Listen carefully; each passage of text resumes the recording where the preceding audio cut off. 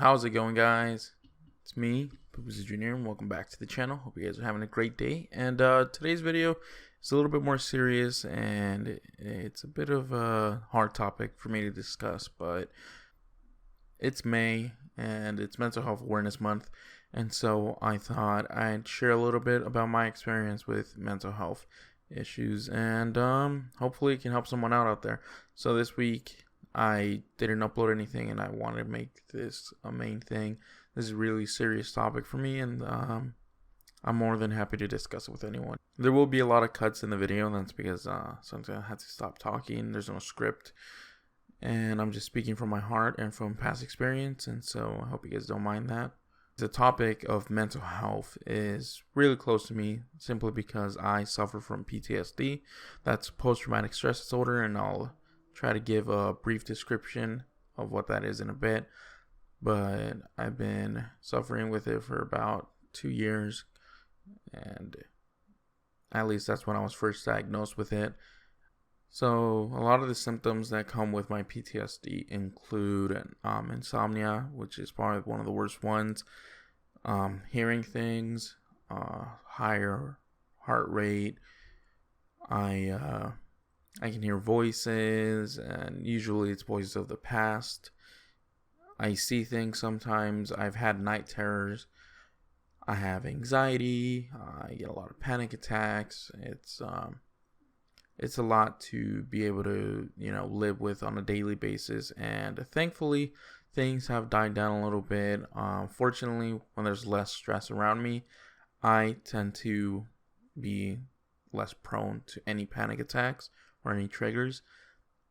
And basically, PTSD can be described as, the best example I can give at least is, imagine you're on a boat and you're in the ocean. It's like there's a rainstorm, there's a thunderstorm right there, and like the boat's rocking, and like it doesn't go away for a night or so. Like, let's say you live that, right, and you go back to land. Now imagine stepping back on the beach and you're fine and you're on ground, you're on solid land. The day is clear, but for some reason you still feel like you're on that boat and you're still rocking. And even though you're literally not there at all physically, mentally you feel like you're still stuck there. And that is the best way I could describe PTSD. And for me, like I've said, I'm only 21, and before I was actually diagnosed, I always believed in the thought of PTSD just happens to soldiers, to veterans, people that come back from the war, but it's actually something that affects a lot of people. And I didn't start doing more research or learn even more about it until I myself was diagnosed with it. And that's why I'm making a video like this, because I want to be able to share the experience and tell everyone else how it's like and what actually happens, so that people can be more informed on the subject and a lot more people, can understand where I'm coming from. So for my experiences, I'm not going to go into too much detail because it's a lot of my private life. I grew up fine. I was completely fine. I was the happiest kid around. Everything was great for my childhood until I hit high school and my family became homeless, and a lot of the traumatic experiences stemmed throughout all those years that I was homeless with my family. There was a lot going on. Sometimes we didn't know where we were going to sleep. Sometimes we'd go days without eating food. And a lot happened. We were threatened. We felt like we were always in danger no matter where we were. We had to sleep in our car at first, and we lost our car. We were moving from here to there, multiple places. And fortunately, I had friends that were there for me emotionally, and some actually went out of their way to try to help my family. And I was about 15 when this all started. My parents separated, and eventually we ended up with my mom. Fortunately, she's still alive, but on the bad side is we lost a lot of what she was. Like I said, I'm not going into too much detail, but my mother no longer has any contact with us at all. And it's not because she moved away or she did anything like that. I wish that was the case. Instead, it's more of, I don't know where she's sleeping tonight, and she's out there alone by herself, but she's hostile. She's not safe to be around for long intervals of time, and it hurts because it's my mother that raised me, and that's the strongest, I guess, tether I have to all this PTSD that's come from my past. Like I mentioned, PTSD does include things like hearing voices and seeing things. For me, in my case, I hear my mother's voice constantly, and it's not always a good thing. You would think that you'd want to hear a loved one's voice every so often, but for me, it's usually constantly making me feel terrible. It's accusing me of abandoning her, of leaving her alone, and leaving her behind. And so hearing that constantly while I'm either trying to go to sleep or I'm at home just alone, it's one of the worst things. And sometimes I can see her shadow, or I'll see her face like out of the corner of my eye staring at me and stuff. And it's terrible because, like I said, my mother's still well and alive. But it makes me feel like I abandoned her and I've left her behind, and it's something that's not going to go away anytime soon. No matter how many people have told me that it's not my fault, everything that happened, that I was just a teenager. I dropped out of school around 16 to start working, and I ended up working for about a year and a half before I tried going back to school. I went to continuation school, and I couldn't. It just wasn't for me. I stopped caring for the school and everything, and instead I started looking for a job, and I started working, and by the time I was 18, I was working part-time, and eventually when I did lose my first job, I kept moving to another one, and eventually it's led me to here where I am now. The year of 2019 was one of the worst years, at least the beginning of it. Like I mentioned earlier, not too many details simply because it's very personal, but my father ended up losing custody of my siblings, which meant the world to me because we went through hell, and they were literally the only thing I cared about, and they were the only thing that were pushing me to keep moving forward. And so my dad lost custody. They took us from home. They put him into foster care, and my mother, I remember, was in jail that night. And it was the night of my birthday. And I ended up going to sleep on the couch by myself on my birthday because none of my friends can go out and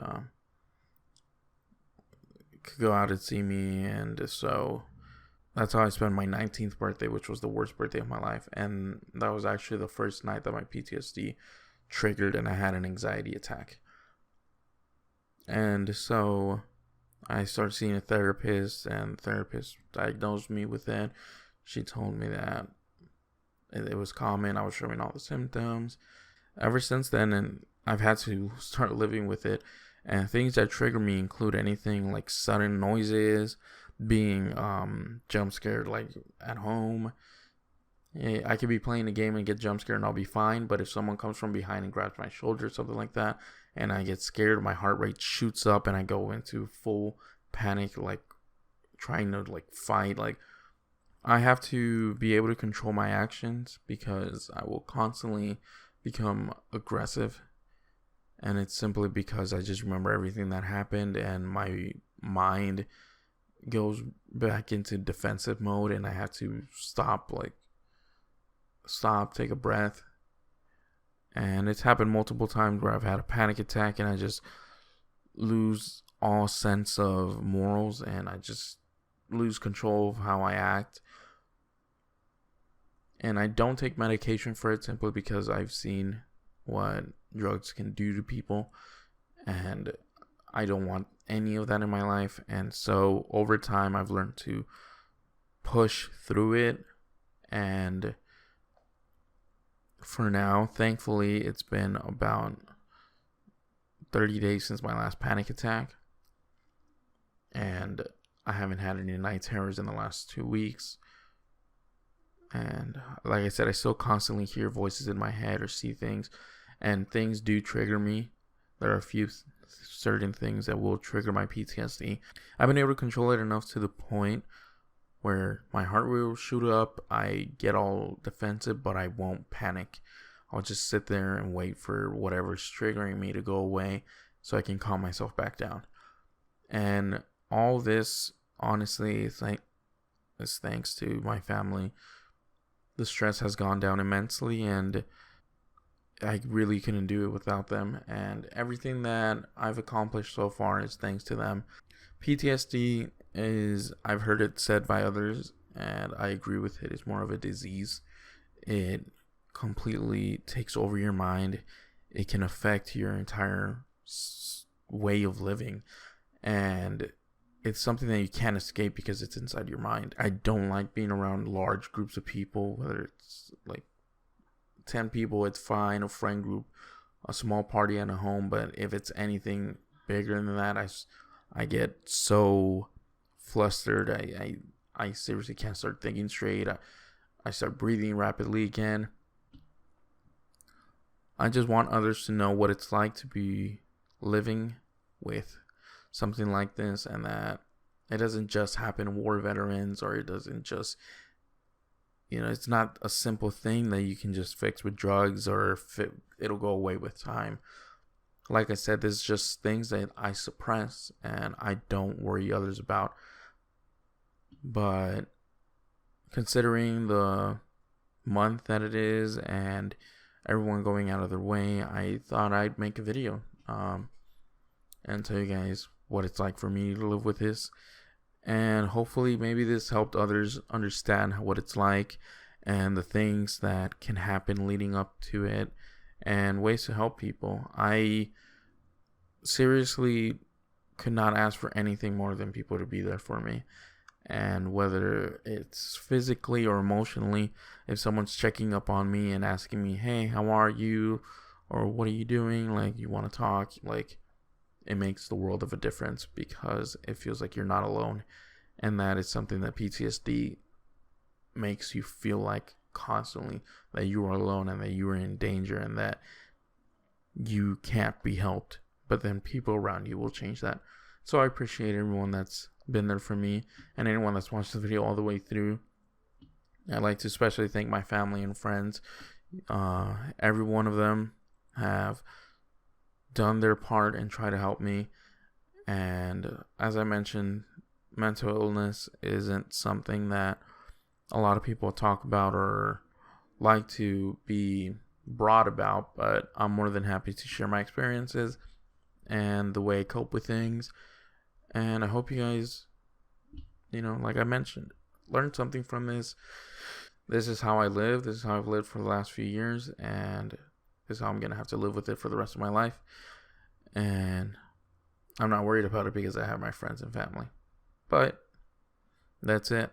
So this is a really important topic for me. And I'm happy that I got to share with you guys. And, hopefully you guys enjoyed the long talk. And yeah, that's it. I guess I'll continue my regularly scheduled videos for the next week, hopefully. And until then, thanks for watching, guys. Anyone who stuck around all the way, appreciate it. If you could share this video with other people, it'd be amazing, just so others can know what it's like and be able to understand, a little bit more. I know I didn't know anything about it before I was affected by it, and so I'd rather people be knowledgeable instead of having to go through it themselves and be able to understand it. And if you're going through any sort of hurdle or problem, especially with mental illness, I'm all ears. You can leave anything you want in the comments down below. And yeah, thanks for watching, guys. Hope you guys enjoyed. Until next time, peace out.